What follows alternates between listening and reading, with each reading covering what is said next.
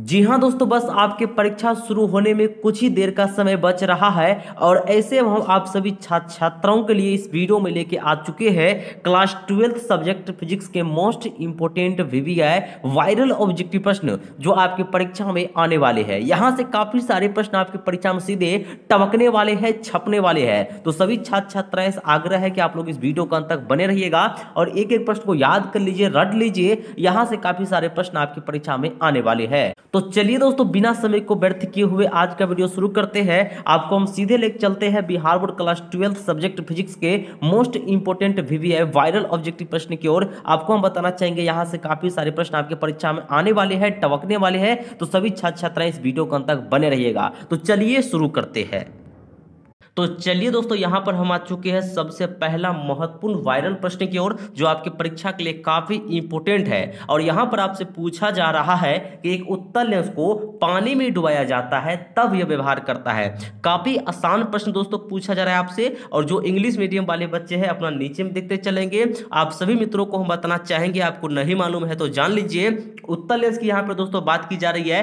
तो उत्तल लेंस को हम पानी में डुबाएंगे ना, तो वो जो व्यवहार करेगा वो उत्तल लेंस के ही तरह करेगा। यानी कि दोस्तों कहे तो क्वेश्चन और पहला का जो है राइट आंसर ऑप्शन नंबर ए हो जाएंगे। ठीक है, आपको दोस्तों माइंड में सेट कर लेना है, आपको जो है याद कर लेना है। ठीक है, एक उत्तल लेंस को पानी में डुबाया जाता है, ये जो व्यवहार करता है ये उत्तल लेंस की तरह व्यवहार करता है। ठीक है, क्वेश्चन नंबर फर्स्ट का ऑप्शन नंबर ए। चलिए दोस्तों हम बढ़ते आगे। तो यहां पर दोस्तों हम आ चुके हैं क्वेश्चन नंबर 2 पर। और यहां पर आपसे पूछा जा रहा है कि LR परिपथ का शक्ति गुणांक होता है। किसको नहीं पता है हमारे प्यारे साथियों? इंग्लिश मीडियम वाले बच्चे यहां पर देख सकते हैं the power factor of LR circuit is. ठीक है, यहां पे दोस्तों आपको क्या बताना है? LR परिपथ का शक्ति गुणांक बताना है। बच्चा बच्चा को दोस्तों मालूम है क्या होता है?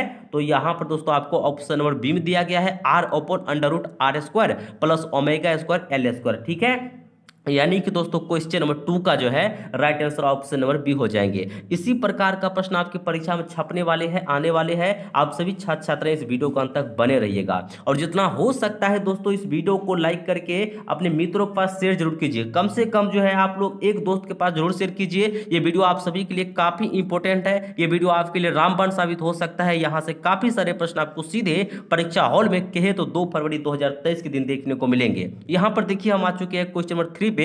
और यहां पर पूछा जा रहा है कि प्रत्यावर्ती धारा के वर्गमूल माध्यमान और शिखर मान का अनुपात होता है। किसको नहीं पता है मित्रों? बहुत ही आसान प्रश्न है दोस्तों। और यहां पर आपको हम बताना चाहेंगे वर्गमूल माध्यमान और शिखर मान का जो अनुपात होता है ये होता है 1/√2। यहां पर दोस्तों देखिए आपको ऑप्शन कहां पे दिया गया है? तो यहां पर दोस्तों आपको ऑप्शन नंबर बी में दिया गया है। यानी कि दोस्तों क्वेश्चन नंबर 3 का जो है राइट आंसर हो जाएंगे ऑप्शन नंबर बी। चलिए एक एक प्रश्न को माइंड में सेट करते चलिएगा। यहां से काफी सारे प्रश्न आपको सीधे 2 फरवरी के दिन देखने को मिलेगा।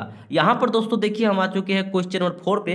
और यहां पर आपसे पूछा जा रहा है कि विद्युत चुंबकीय तरंग के संचरण की दिशा होती है। काफी आसान प्रश्न आपसे पूछा जा रहा है। कई बार दोस्तों ये प्रश्न आपके परीक्षा में छप चुके हैं, इस बार भी आने की बहुत ही संभावना है। और आप सभी दोस्तों को हम बताना चाहेंगे चुंबकीय तरंग के संचरण की जो दिशा है ये होता है vector E cross vector B के समानांतर। ठीक है, ऑप्शन नंबर इसका डी राइट हो जाएंगे। क्वेश्चन नंबर 4 का ऑप्शन नंबर डी। तो चलिए दोस्तों हम बढ़ते हैं आगे। यहां पर दोस्तों हम देखते देखते आ चुके हैं क्वेश्चन नंबर 5 पे। और यहां पर आपसे पूछा जा रहा है कि प्रकाश के रंग का कारण है। प्रकाश के रंग का क्या कारण है दोस्तों? इसकी आवृत्ति यानी कि दोस्तों फ्रीक्वेंसी। ठीक है, ऑप्शन नंबर इसका ए राइट हो जाएंगे। क्वेश्चन नंबर 5 का ऑप्शन नंबर ए। चलिए दोस्तों हम बढ़ते हैं आगे। यहां पर दोस्तों हम देखते देखते आ चुके हैं क्वेश्चन नंबर 6 पे। काफी इंपॉर्टेंट प्रश्न आपकी परीक्षा के लिए। और यहां पर आपसे पूछा जा रहा है कि ताप बढ़ने से अर्धचालक का विशिष्ट प्रतिरोध क्या होता है? आप सभी मित्रों को हम बताना चाहेंगे ये प्रश्न काफी इंपॉर्टेंट है, कई बार आपकी परीक्षा में छप चुके प्रश्न है। और आपको क्या बताना है कि ताप बढ़ने से जो है अर्धचालक का विशिष्ट प्रतिरोध क्या होता है? तो आप सभी मित्रों को हम बताना चाहेंगे नहीं मालूम है तो जान लीजिए, ताप बढ़ने से जो है अर्धचालक का विशिष्ट प्रतिरोध घटता है। ठीक है, ऑप्शन नंबर दोस्तों इसका बी हो जाएंगे। क्वेश्चन नंबर 6 का ऑप्शन नंबर बी। चलिए दोस्तों हम बढ़ते हैं आगे।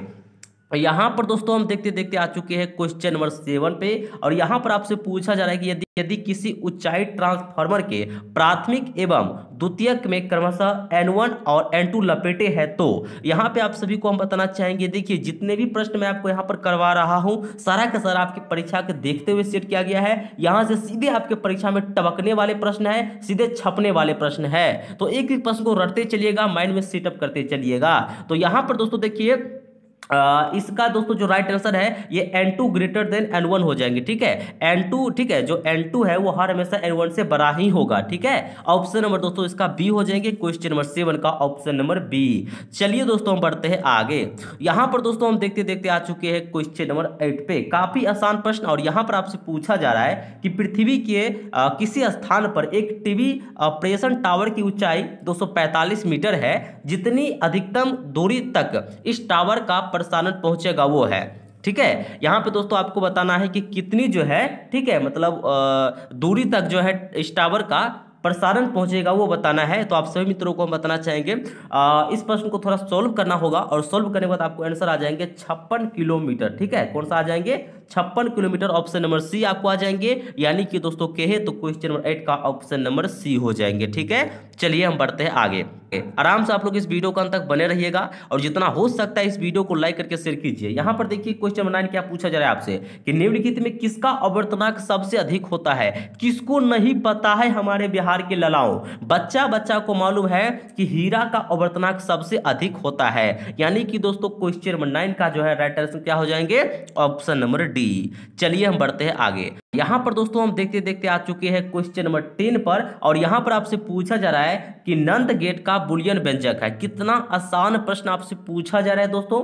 देखिए पहले एंड के लिए क्या होता है, तो एंड के लिए ए डॉट बी होता है, और एन लगा है ना, एंड में एन लगा है तो इस पे एक वार हो जाएगा। तो यहां पर दोस्तों देखिए आपको कहां पे दिया गया, और यहां पे वाई बराबर हो जाएंगे। ठीक है, ये दोस्तों आपको ऑप्शन नंबर देखिए डी में दिया गया है, वाई बराबर क्या हो जाएंगे? ए डॉट बी का वार। ठीक है, ऑप्शन नंबर दोस्तों इसका डी राइट हो जाएंगे। यानी कि दोस्तों क्वेश्चन नंबर 10 का ऑप्शन नंबर डी। चलिए हम बढ़ते हैं आगे। यहां पर दोस्तों हम देखते देखते आ चुके हैं क्वेश्चन नंबर 11 पे। काफी इंपोर्टेंट प्रश्न आपसे पूछा जा रहा है कि अनुचुंबकीय पदार्थ की प्रवृत्ति। कितना आसान प्रश्न है मित्रों, आप सभी को हम बताना चाहेंगे अनुचुंबकीय पदार्थ की जो प्रवृत्ति है ये कांस्टेंट होता है, स्थिर हो जाएंगे। ठीक है, ऑप्शन नंबर ए इसका राइट हो जाएंगे। चलिए हम बढ़ते हैं आगे। यहां पर दोस्तों हम देखते देखते आ चुके हैं क्वेश्चन नंबर 12 पे। आप सभी छात्र छात्राएं से एक ही निवेदन है कि आप लोग इस वीडियो को अंत तक बने रहिएगा, और जितना हो सकता है इस वीडियो को लाइक करके अपने मित्रों के पास शेयर कीजिए। ठीक है, यहां पर दोस्तों देखिए क्वेश्चन नंबर 12 के आपसे पूछा जा रहा है कि प्रत्यावर्ती धारा परिपथ में यदि धारा I एवं वोल्टेज के बीच कलांतर फाई हो तो धारा का वाटहीन घटक होगा। तो आप सभी मित्रों को हम बताना चाहेंगे इस धारा का जो वाटहीन घटक है ये आपको हो जाएंगे I sin फाई। क्या हो जाएंगे? I sin phi. ये आपको दोस्तों ऑप्शन नंबर सी में दिया गया है। यानी कि दोस्तों क्वेश्चन नंबर 12 का ऑप्शन नंबर सी हो जाएंगे। चलिए हम बढ़ते हैं आगे। एक एक प्रश्न को बिल्कुल माइंड में सेटअप करते चलिएगा, यहां से काफी सारे प्रश्न आपके परीक्षा में छपने वाले हैं। और यहां पर दोस्तों हम देखते देखते आ चुके हैं क्वेश्चन नंबर 13 पे, और यहां पर आपसे पूछा जा रहा है कि आवेश के पृष्ठ धनत्व का मात्रक होता है। यहां पर इंग्लिश मीडियम वाले बच्चे देखिए unit of surface charge density is. यहां पे कितना आसान प्रश्न आपसे दोस्तों पूछा जा रहा है, आपको क्या बताना है? तो सरफेस चार्ज डेंसिटी का यूनिट बताना है। तो क्या होता है हमारे प्यारे साथियों? तो कूलम्ब पर मीटर स्क्वायर। क्या होता है? Coulomb per metre square. Option number A में दिया गया है। यानी कि दोस्तों क्वेश्चन नंबर 13 का ऑप्शन नंबर ए। ठीक है, चलिए दोस्तों हम बढ़ते हैं आगे।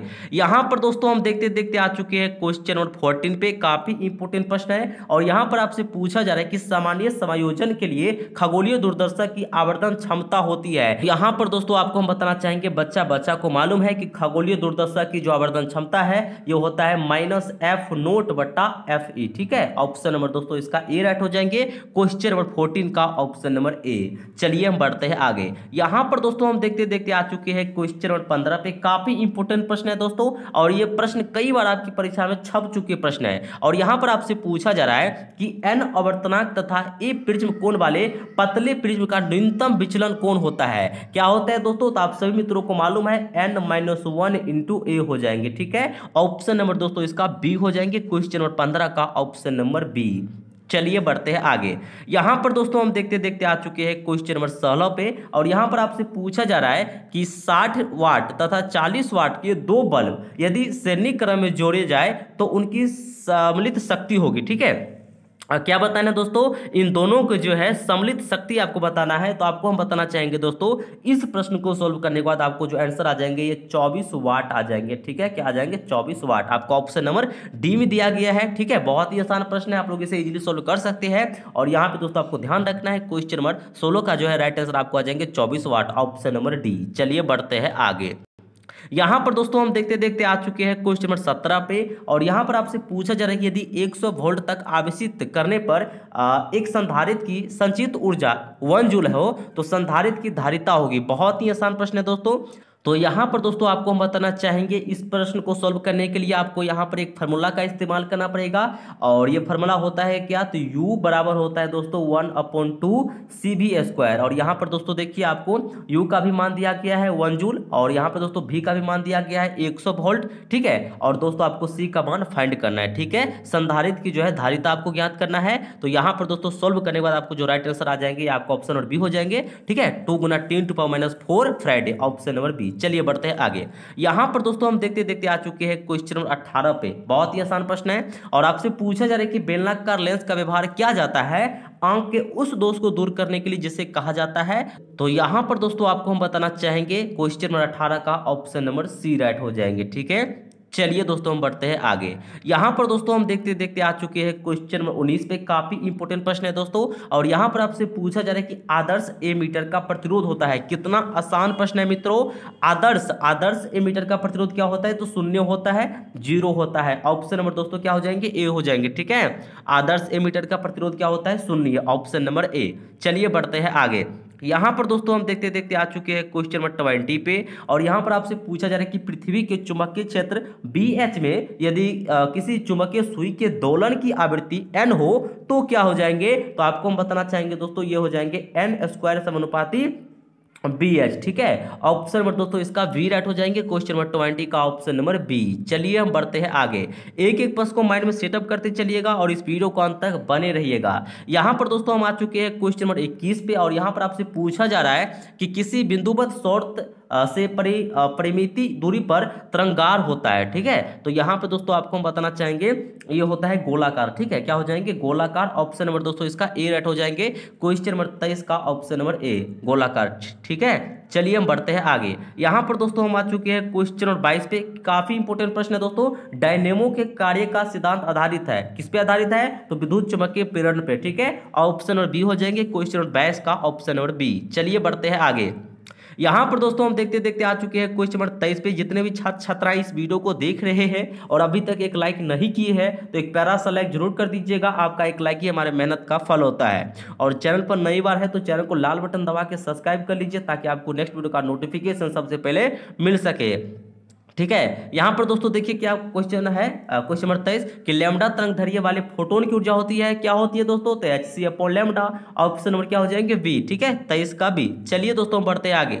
यहां पर दोस्तों हम आ चुके हैं क्वेश्चन नंबर 24 पे, और यहां पर आपसे पूछा जा रहा है कि विद्युत द्विध्रुव की निरक्षीय स्थिति में विद्युत विभव का व्यंजक होता है। देखिए निरक्षीय स्थिति में क्या होता है, तो 0 होता है, 0 होता है। ऑप्शन नंबर इसका दोस्तों डी हो जाएंगे, क्वेश्चन नंबर 24 का ऑप्शन नंबर डी। ठीक है, आपको दोस्तों याद रखना है कि विद्युत द्विध्रुव की जो है निरक्षीय स्थिति में विद्युत विभव का व्यंजक जो है 0 होता है। ठीक है, चलिए बढ़ते हैं आगे।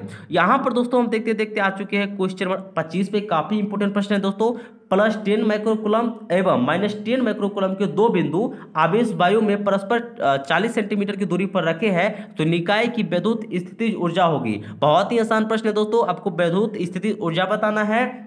तो यहां पर दोस्तों आपको हम बताना चाहेंगे इस प्रश्न को सोल्व करने के बाद आपको आ जाएंगे ऑप्शन नंबर सी। ठीक है, 2.25 जूल के बराबर आ जाएंगे, ऑप्शन नंबर दोस्तों सी हो जाएंगे, क्वेश्चन नंबर 25 का ऑप्शन नंबर सी। ठीक है, आप लोग इसे इजीली सोल्व कर सकते हैं। अगर आप लोगों को थोड़ा भी दिक्कत होगा तो आप लोग कमेंट जरूर कीजिएगा और हम आपको इसका फुल सोल्यूशन करके बता देंगे कि इसका right answer option number C कैसे होंगे। ठीक है, आपको दोस्तों अभी फिलहाल आंसर याद रखना है। क्वेश्चन नंबर 25 का जो है right answer option number C हो जाएंगे, -2.25 जूल। ठीक है, चलिए बढ़ते हैं आगे। यहाँ पर दोस्तों हम देखते देखते आ चुके हैं क्वेश्चन नंबर 26 पे। काफी आसान प्रश्न है दोस्तों। पृथ्वी के चुंबकीय ध्रुव पर नमन कोण का मान होता है 90 डिग्री। बच्चा बच्चा को मालूम है दोस्तों क्या होता है 90 डिग्री। ऑप्शन नंबर सी में दिया गया है। क्वेश्चन नंबर 26 का जो है right answer option number C हो जाएंगे। चलिए दोस्तों हम बढ़ते हैं आगे।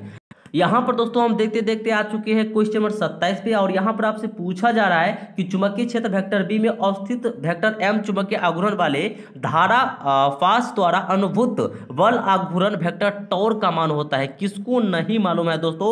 वेक्टर टॉर्क का मान होता है vector M cross vector B. ठीक है, ऑप्शन नंबर दोस्तों कौन सा हो जाएंगे? तो ऑप्शन नंबर ए इसका राइट हो जाएंगे। क्वेश्चन नंबर 28 का जो है राइट आंसर ऑप्शन नंबर ए। चलिए हम बढ़ते हैं आगे। यहाँ पर दोस्तों हम देखते देखते आ चुके हैं क्वेश्चन नंबर 28 पे, और यहां पर आपसे पूछा जा रहा है कि जितने समय में किसी रेडियो एक्टिव पदार्थ की राशि अपने प्रारंभिक परिणाम से आधी हो जाती है उसे क्या कहते हैं? तो अर्धायु दोस्तों कहा जाता है। ऑप्शन नंबर दोस्तों बी हो जाएंगे। क्वेश्चन नंबर 28 का ऑप्शन नंबर बी। चलिए एक एक प्रश्न को माइंड में सेटअप करते चलिएगा, याद करते चलिएगा। ठीक है, यहां से काफी सारे प्रश्न आपके परीक्षा में छपने वाले हैं, और आप लोग इस वीडियो को अंत तक बने रहिएगा। यहां पर दोस्तों देखिए हम आ चुके हैं क्वेश्चन नंबर 29 पे, और यहां पर आपसे पूछा जा रहा है कि विद्युत परिपथ की शक्ति होती है। किसको नहीं मालूम है दोस्तों? इंग्लिश मीडियम वाले बच्चे नीचे में देखिए, power of an electric circuit. Electric circuit का पावर क्या होता है? तो V² होता है हमारे प्यारे साथियों। ऑप्शन नंबर सी हो जाएंगे। क्वेश्चन नंबर 29 का ऑप्शन नंबर सी। चलिए हम बढ़ते हैं आगे। यहां पर दोस्तों हम देखते देखते आ चुके हैं क्वेश्चन नंबर 30 पे, और यहां पर आपसे पूछा जा रहा है कि आयाम अधिमिश्रण में अधिमिश्रित सूचकांक होता है। किसको नहीं मालूम है दोस्तों? 0 से 1 के बीच होता है। ये हम आपको पहले भी करा चुके हैं, आपको याद होनी चाहिए। ऑप्शन नंबर इसका वी राइट हो जाएंगे। 0 से 1 के बीच होता है। ठीक है, ऑप्शन नंबर बी। चलिए बढ़ते हैं आगे। यहां पर दोस्तों हम देखते देखते आ चुके हैं क्वेश्चन नंबर 31 पे, और यहां पर आपसे पूछा जा रहा है दो लेंस जिनकी क्षमता दिया गया है आपको -15D तथा +5D, तो समकृत संयुक्त करने पर समायोजन की फोकस दूरी होगी। कितना आसान प्रश्न है दोस्तों। देखिए तो यहां पर दोस्तों आपको हम बताना चाहेंगे, ये काफी आसान प्रश्न आपसे पूछा जा रहा है, और ये कैसे बनेगा मैं आपको थोड़ा सा हिंट बता देता हूं जिससे कि आपको समझने में आसानी हो। यहां पर दोस्तों देखिए आपको 2 पावर दिया गया है, मतलब 2 आपको क्षमता दिया गया है। पहला देखिए P1 इसको मानते हैं क्या दिया गया है? तो -15 डायोप्टर। चलिए P2 क्या दिया गया है दोस्तों? तो यहां पर आपको दिया गया है +5 डायोप्टर। चलिए अब दोस्तों आपको फी ज्ञात करना है, तो क्या कीजिएगा? तो यहां पे आपको इसको दोनों को जोड़ देना है, P1 + P2। ठीक है, तो क्या हो जाएंगे? तो दोनों को जोड़िएगा, ये -15 डायोप्टर और +5 डायोप्टर, तो क्या हो जाएंगे? तो -10 डायोप्टर। ठीक है, क्या हो जाएंगे? तो देखिए P बराबर दोस्तों आपको आ जाएगा -10 डायोप्टर। चलिए अब देखिए आपको फोकस दूरी बताना है ना, तो ए बराबर क्या हो जाएंगे? तो यहाँ पे दोस्तों हम लोग जानते हैं कि फोकल लेंथ बराबर होता है क्या? फोकल लेंथ बराबर तो 1 पावर, यानी कि P हो जाएंगे। तो बराबर देखिए पावर का मान कितना आया है? तो -10 डायोप्टर, तो 1 लिखेंगे हम दोस्तों -10। और देखिए फोकस दूरी है, तो फोकस दूरी का ऐसा यूनिट मीटर होता है, तो मीटर दे देंगे। 1/-10 मीटर आ गया। अब यहाँ पर ऑप्शन देखिए, तो आपको ऑप्शन सारा सेंटीमीटर में दिया गया है, तो अब मीटर को आप लोग सेंटीमीटर में बदल लीजिए। ठीक है, कहाँ तक हम पहुंचे हैं? तो 1/-10 मीटर तक पहुंचे थे। इसको सेंटीमीटर में बदलने के लिए क्या करेंगे? 100 से गुना कर देंगे। चलिए तो इससे ये कट हो जाएगा, यहाँ पे 10 आ जाएगा और माइनस जाएगा ऊपर, तो क्या हो जाएंगे? तो -10 सेंटीमीटर। ठीक है, यहाँ पे ऑप्शन मिला, ये कहाँ पे है? तो ऑप्शन नंबर दोस्तों आपको यहाँ पर देखिए बी में दिया गया है, यानी कि दोस्तों क्वेश्चन नंबर 31 का जो है right answer option number B हो जाएंगे। ठीक है, चलिए दोस्तों बढ़ते हैं आगे। ठीक है, आपको याद रखना है क्वेश्चन नंबर 31 का ऑप्शन नंबर बी। उम्मीद करते हैं कि तो ठीक है, तो यहां पर दोस्तों आपको ध्यान रखना है क्वेश्चन नंबर 31 का जो है right answer option number B हो जाएंगे। उम्मीद करते हैं कि अगर आपके परीक्षा में इस प्रकार के प्रश्न आते हैं तो आप लोगों से इजीली सॉल्व कर पाएंगे। ठीक है, ऑप्शन नंबर बी। चलिए बढ़ते हैं आगे। यहां पर दोस्तों हम देखते देखते आ चुके हैं क्वेश्चन नंबर 32 पे, और यहां पर आपसे पूछा जा रहा है कि एक तार में 1 एम्पियर धारा प्रवाहित हो रही है। यदि इलेक्ट्रॉन का आवेश यहां पर दिया गया है 1.6 × 10⁻⁻�90 कूलम हो, तो प्रति सेकंड तार में प्रवाहित इलेक्ट्रॉन की संख्या है। बहुत ही आसान प्रश्न है दोस्तों, इसका राइट आंसर हो जाएंगे ऑप्शन नंबर बी। ठीक है, 6.25 × 10⁻18 जो है इसका राइट आंसर हो जाएंगे। ठीक है, 32 का दोस्तों right answer option number B. चलिए बढ़ते हैं आगे। यहां पर दोस्तों हम देखते देखते आ चुके हैं क्वेश्चन नंबर 33 पे। काफी आसान प्रश्न दोस्तों पूछा जा रहा है आपसे कि किसी गोलीय पृष्ठ के अंदर यदि +q आवेश रख दिया जाए तो संपूर्ण पृष्ठ से निकलने वाले विद्युतीय फ्लक्स कितना होगा? बहुत ही आसान प्रश्न है दोस्तों। विद्युतीय फ्लक्स फाइंड आउट क्या हो जाएंगे? तो देखिए कितना चार्ज यहाँ पे रखा गया है, तो q ही रखा गया है, तो q हो जाएंगे और इप्सिलॉन नॉट। ठीक है, q/ε0 जो है इसका राइट आंसर हो जाएंगे। ठीक है, ऑप्शन और बी हो जाएंगे 33 का भी। चलिए बढ़ते आगे। यहाँ पर दोस्तों हम देखते देखते आ चुके हैं क्वेश्चन नंबर 34 पे, और यहाँ पर आपसे पूछा जा रहा है कि ईथर विभवांतर पर किसी विद्युत परिपथ का प्रतिरोध आधा कर दिया जाता है तो उत्पन्न ऊष्मा का मान क्या होगा दोस्तों, दुगुना हो जाएगा। क्या हो जाएगा, दुगुना। ऑप्शन नंबर बी हो जाएंगे 34 का बी। चलिए बढ़ते हैं आगे। यहां पर दोस्तों हम देखते देखते आ चुके हैं क्वेश्चन नंबर 35 पे, और ये प्रश्न इस वीडियो का लास्ट प्रश्न है। तो जितने भी छात्र छात्राएं इस वीडियो को देख रहे हैं और अभी तक एक लाइक नहीं किए हैं तो एक लाइक जरूर कर दीजिएगा। आपका एक प्यारा सा लाइक ही हमारी मेहनत का फल होता है। चलिए, तो यहां पर दोस्तों सभी छात्र छात्राएं ध्यान दीजिए। यहां पर आपसे क्या पूछा जा रहा है कि सूर्य के प्रकाश का स्पेक्ट्रम होता है, क्या होता है दोस्तों, कंटिन्यूअस, सतत होता है। ऑप्शन नंबर ए हो जाएंगे क्वेश्चन नंबर 35 का ऑप्शन नंबर ए। आप सभी दोस्तों को हम बताना चाहेंगे क्लास 12 सब्जेक्ट फिजिक्स के बिहार बोर्ड वाले छात्र छात्राओं के लिए हम इस वीडियो में सब्जेक्ट फिजिक्स के टोटल मोस्ट इंपोर्टेंट 35 ऑब्जेक्टिव प्रश्न देखे हैं। यहां से काफी सारे प्रश्न आपकी परीक्षा में आने की पूरी संभावना है। तो चलिए दोस्तों, आज का वीडियो हम यहीं पे समाप्त करते हैं। तब तक आप लोग अपना पढ़ाई में जुटे रहिए, तैयारी में लगे रहिए और आगे बढ़ते रहिए। तो चलिए आज का वीडियो हम यहीं पे समाप्त करते हैं। आपसे हम फिर मिलते हैं एक नेक्स्ट वीडियो में। तब तक के लिए आप सभी दोस्तों को इस वीडियो को देखने के लिए दिल की गहराई से बहुत बहुत धन्यवाद।